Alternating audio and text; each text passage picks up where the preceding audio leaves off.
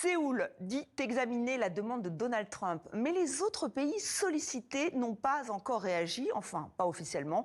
Hier soir, pour la première fois, le président américain a appelé à la rescousse plusieurs nations, dont la France, pour sécuriser le détroit d'Ormuz. Faut-il y voir un aveu de faiblesse? On voit tout cela avec Perrine Juin. C'est via son réseau social personnel que Donald Trump appelle à l'aide d'autres pays pour sécuriser le détroit d'Ormuz. De nombreux pays vont envoyer des navires de guerre en collaboration avec les États-Unis pour maintenir le détroit ouvert et sûr. Espérons que la Chine, la France, le Japon, la Corée du Sud, le Royaume-Uni et d'autres enverront des navires dans la région.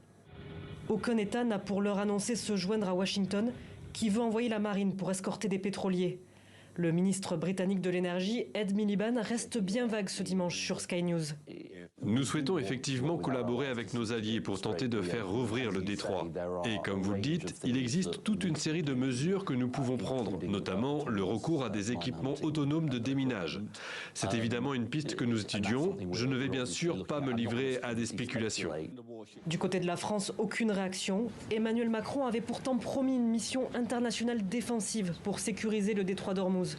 C'est par ce passage stratégique que transite d'ordinaire 20% de la production mondiale d'hydrocarbures. Son blocage par l'Iran a provoqué une flambée du cours de l'or noir et a de lourdes conséquences sur l'économie mondiale.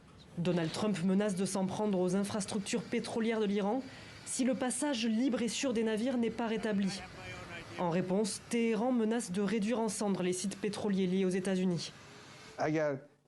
Si toutes les forces américaines devaient entrer dans le détroit d'Ormuz, nous pourrions facilement les frapper et les neutraliser depuis notre propre territoire le long de cette frontière maritime.